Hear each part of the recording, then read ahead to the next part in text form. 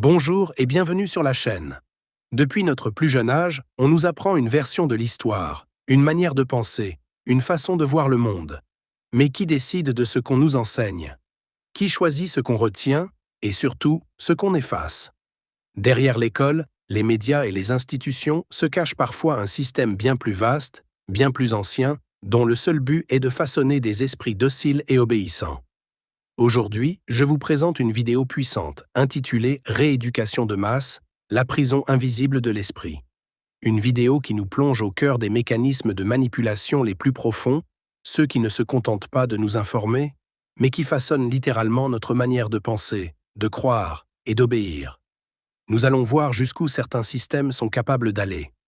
Réécriture de l'histoire, effacement de mémoire collective, construction de récits destinés à maintenir des peuples entiers dans l'ignorance, et surtout l'utilisation de la peur comme outil de soumission silencieuse. Une peur qui ne s'exprime pas toujours par la violence physique, mais souvent par des mécanismes bien plus subtils, la honte, le doute, l'isolement ou la culpabilisation de ceux qui osent questionner.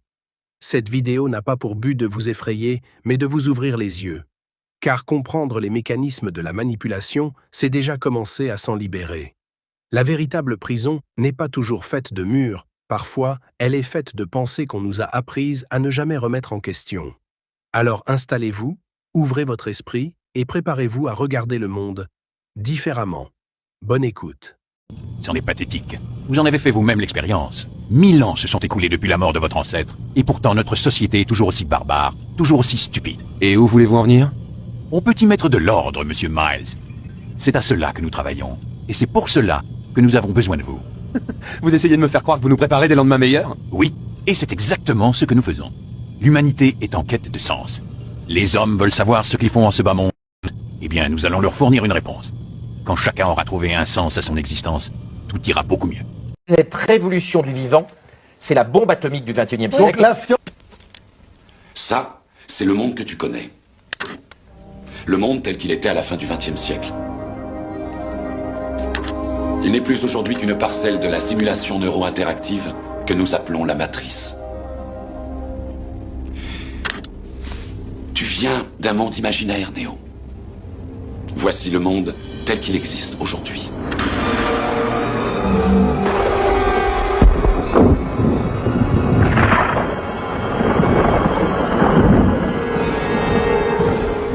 Bienvenue dans le désert du réel. Nous disposons uniquement d'informations fragmentaires, mais nous avons une certitude, c'est qu'à un moment donné, à l'orée du XXIe siècle, l'humanité a voulu s'unir dans la célébration. Nous nous sommes émerveillés de notre magnificence dès la venue au monde de l'IA. L'IA? Tu veux dire l'intelligence artificielle? Une conscience unique qui s'est répandue dans toute une génération de machines.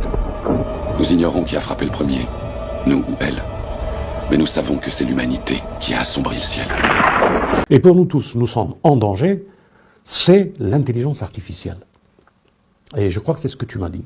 Poutine a fait des déclarations sur le futur et l'intelligence artificielle, alors que l'ex-centre Zahra et la réflexion des frères et des sœurs avaient déjà alerté l'opinion publique sur Néom et sur l'intelligence artificielle et sur les robots.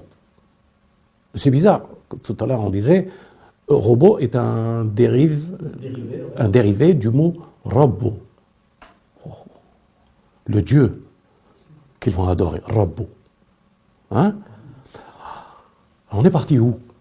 On est parti pour dire, attention, le robot caché derrière le robot n'est que le Dieu de l'intelligence artificielle et que c'est un danger pour notre humanité tout entière. Alors, on nous fait accepter l'évolution, les sociétés qui évoluent avec l'intelligence artificielle. Et on n'a plus de choix. C'est nous qui voulons être des robots. C'est nous qui voulons être et participer à l'intelligence artificielle. C'est nous qui sommes demandeurs. Ça, c'est un danger. Quand on arrivera à ce que l'humanité demande à changer l'esprit par des robots, par l'intelligence artificielle, alors on la prépare graduellement. Et la préparer graduellement, puisqu'une civilisation basée sur l'intelligence artificielle, elle fait disparaître la civilisation industrielle. Elle fait disparaître la civilisation agricole. Et elle les remplace, machines, robots, intelligence artificielle. Ils veulent que nous soyons tous au service de l'intelligence artificielle. Disons qu'une approche systémique est nécessaire si l'on veut changer les choses. La chimio pour les masses. L'éducation, la rééducation, pour être précis. Mais rien n'est facile. Et parfois ça ne prend pas. Laissez-moi deviner. Vous avez une meilleure solution, pas vrai? Allez, crachez le morceau. Ce serait trahir un secret. J'ai tant de choses à t'apprendre. Tout n'est que tromperie. On trompe les autres, on se trompe soi-même. Apprends à percer les hommes à jour. Car sache que rien n'est vrai. Il y a une grande différence, Altaïr, entre la vérité qu'on voudrait nous faire croire et celle que nous percevons. La plupart des gens ne font pas la distinction. C'est la voie de la facilité. Parce que les remèdes, les pseudo-remèdes pour une société, quelle qu'elle soit sa défaillance ou son... c'est tout simplement comment pouvoir la gérer, la contrôler. Et la gérer, la contrôler, il n'y a rien de tel que la 5G. Il n'y a rien de tel que le progrès de l'intelligence artificielle dans les maisons. Ça veut dire qu'on est devenu un outil.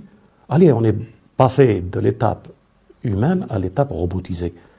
Le danger de l'intelligence artificielle est un danger pour le futur, pour nous tous. Mettons-nous d'accord, Bazar, à la contrôler, à la gérer, à l'obliger à faire ce que nous avons besoin d'elle, qu'elle fasse. Et non pas, elle, avec les algorithmes, nous obliger à être ce qu'elle veut. Iblis, il n'y a pas meilleure méthode que son influence dans la communication. L'intelligence artificielle, le bras droit de Satan. La matrice est un système, Néo. Et ce système est notre ennemi. Quand on est à l'intérieur, qu'est-ce qu'on voit partout? Des hommes d'affaires, des enseignants, des avocats, des charpentiers. C'est avec leur esprit qu'on communique pour essayer de les sauver. Des gens à qui on parle une fois, ils comprennent. Il y a des gens à qui on a besoin de répéter plusieurs fois. Et puis il y en a qui ont besoin qu'on prenne un burin pour leur faire entrer les choses dans la tête. Mais en attendant, tous ces gens font quand même partie de ce système. Ce qui fait d'eux nos ennemis. Ce qu'il faut que tu comprennes, c'est que pour la plupart, ils ne sont pas prêts à se laisser débrancher. Bon nombre d'entre eux sont tellement inconscients et désespérément dépendants du système qu'ils vont jusqu'à se battre pour le protéger. L'école était presque des prisons, qu'elles enferment les enfants au niveau physique et mental, pour les former à des boulots qui sont presque des prisons aussi, jusqu'à ce qu'ils aient l'âge de leur dernière prison, la maison de retraite. L'école, c'est pas une prison. J'ai le droit de m'en aller quand je veux. Ça a quelque chose d'une prison. Aujourd'hui, on dit paradoxalement que nous sommes dans l'économie du savoir et de la connaissance, mais on n'a jamais aussi peu éduqué, aussi peu enseigné. Mais en même temps, on n'a jamais mis aussi d'emphase sur les institutions dites de formation et d'éducation. Mais je m'explique où est le paradoxe, où est le non-sens. Le paradoxe et le non-sens sont dans le fait que, à peu près partout dans le monde, et particulièrement en Amérique du Nord, on est en train de transformer l'institution d'éducation en institution de reproduction de serviteurs du système. Autrement dit, d'espèces de bipèdes pensants qui n'ont pas d'autres soucis, qui ne doivent plus avoir d'autres soucis que de maintenir ce marché libre et autorégulé et de maintenir cette mécanique à production et multiplication d'argent. C'est ce qu'on appelle l'employabilité, c'est ce qu'on appelle former des employables, c'est ce qu'on appelle réformer l'éducation depuis le primaire jusqu'à l'universitaire pour former des gens qui trouvent leur place sur le marché du travail. Or ça, c'est horrible. Nous sommes venus ici ce matin pour vous dire que certains de vos enseignants, à défaut de vous mentir, vous travestissent. Ils font de vous ce que vous ne devez plus accepter d'être, à savoir des esclaves. Un point, c'est tout. Vous n'avez pas mis vos enfants dans une école Oui, je l'ai mis dans une école, celle de Ben Laden. Vous faites confiance à des mots, à des taches d'encre. Mais avez-vous déjà réfléchi à qui les avait tracés? Et pourquoi? Non, vous ne remettez rien en question. Et si ces écrits étaient mensongers, comme c'est sur le cas, ces écrits sont un danger. Vous avez tort. Ces textes sont les clés du savoir. Nous en avons besoin. Tu tiens vraiment à tes précieux parchemins?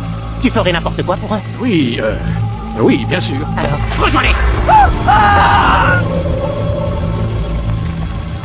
Je considère quiconque tenant ce genre de discours comme une menace. Quelqu'un d'autre voudrait-il me défier?